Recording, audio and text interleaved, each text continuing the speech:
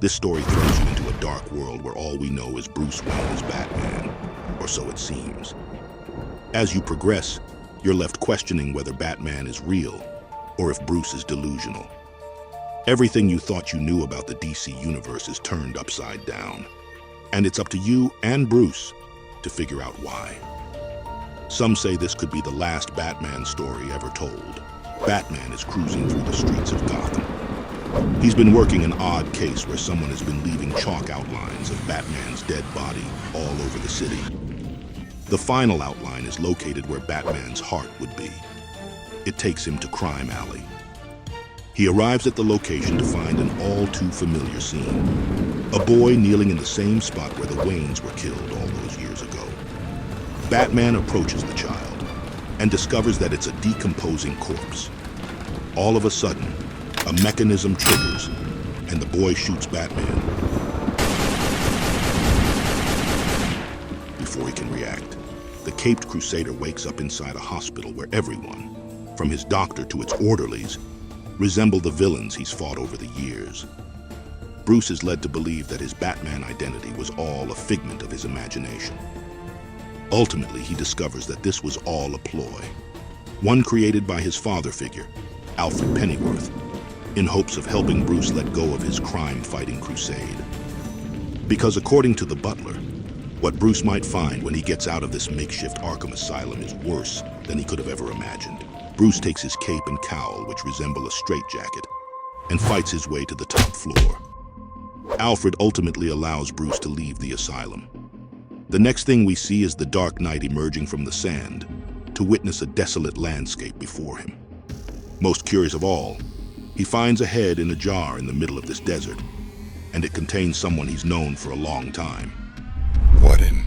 Who's there? Joker? Wait, the knock-knock comes first, doesn't it? How are you? Alive? No idea. How are you alive? I don't care, because you're here. You came back for me. Joker reveals he has no memory of anything that has happened until now, only bits and pieces. Batman decides to take the head in a jar with him. It's not long before Batman discovers that the world has become an absolute hellscape. He sees that the main Green Lantern battery has fallen to Earth, and Joker tells him that it was because Brainiac sapped all of Mogo's energy in the past.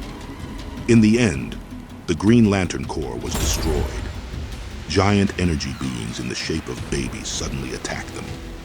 They're controlled by random, mindless citizens that the remaining Green Lantern rings have latched onto, without the guidance of Mogo and the main battery. Eventually, superheroes Vixen and Poison Ivy rescue them, but Ivy knocks out Bruce when they recognize him. Batman wakes up inside a huge cavern.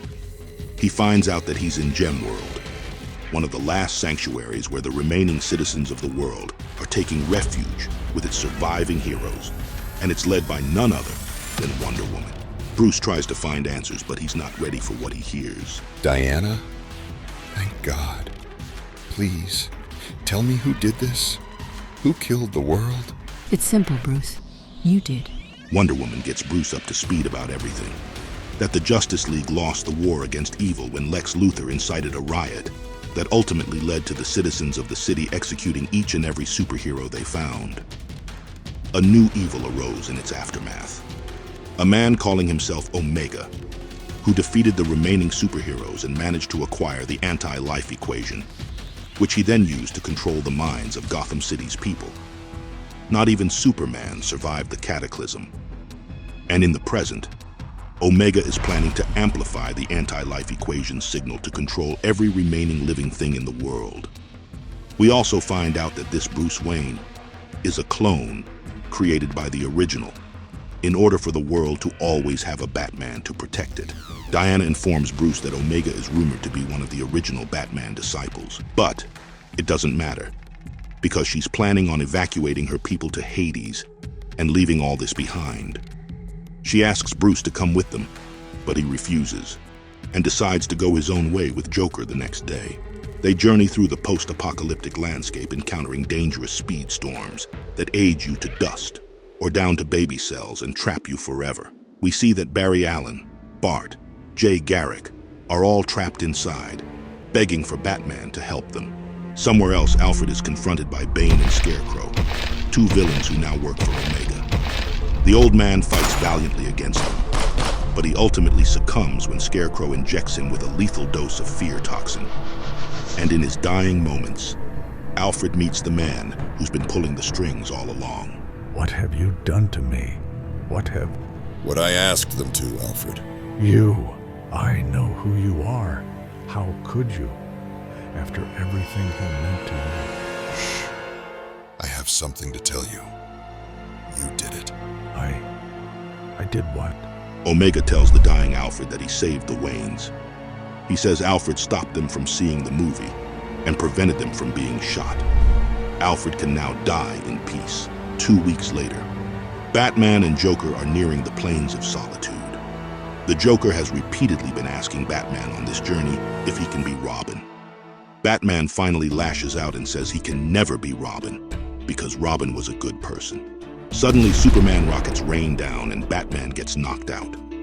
A grizzled Superman, long thought dead, takes them somewhere that resembles Smallville. A decrepit Lex Luthor greets him. Bruce is confused by Superman's behavior and wants to know what Lex has done. Luthor tells Batman how he ruined the world through a simple contest with Superman. The contest, decided by a global vote, would be life or death. If the world voted for justice, Superman would live. If they voted for doom, he would die. Both made their best speeches. And on the day of judgment, it seemed Superman would prevail. But as kryptonite spikes buried in the ground rose, the world chose to kill Superman, unintentionally dooming themselves too.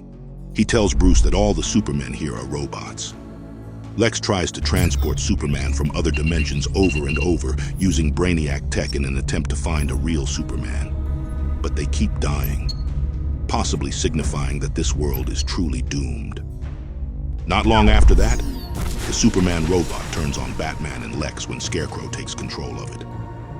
Wonder Woman arrives to save Bruce, but more Superman bots are coming, and Lex Luthor chooses to sacrifice himself by opening a portal for the heroes to escape. They are transported to the Spectre's cloak, and Wonder Woman leads Bruce to a gateway to Gotham City. Batman asks why Diana abandoned her plan and came back to help him when he notices all the people who fell when the world ended. One of them is Alfred. Batman is devastated, as he just saw him recently. Diana tells him that each and every one of Gotham's citizens are under Omega's control, all thanks to the anti-life equation. So, they try to come up with a plan to stop Omega, but a group of assassins from the Court of Owls suddenly get the jump on them. As they're about to fight, Batman is surprised to see the Owls stop in their tracks as their leader approaches him. My God, Bruce, it's me. It's Dick Grayson. Dick takes them to the Owl Cave, and Batman finds out that there's still a pocket of resistance who stand against Omega's plans. It's made up of his old friends and allies, from Jim Gordon to Duke Thomas. Batman urges them to help him stop Omega, but Dick informs his old friend that they already tried that a few days ago, and it cost them the lives of their people. Still, the Dark Knight manages to convince his old allies to mount a last stand against this looming threat. And it's just in time, too, because Omega is making preparations to activate his anti-life amplifier very soon. Bruce and the rest of the Owls pay a quick visit to Selina Kyle, aka Catwoman, who provides them with the gear they need for their attack. Their plan is for Diana and the rest of the Owls to take down the amplifier, while Batman and Joker head for Omega's lair. Batman meets some resistance on his way to Omega's base. The ensuing fight even makes him think he's lost Joker, but the clown Prince of Crime reveals that the Owls have equipped him with a mechanized suit. He finally gets his wish and gets to be Robin. Meanwhile, Diana's group infiltrates the place where the amplifier is being kept.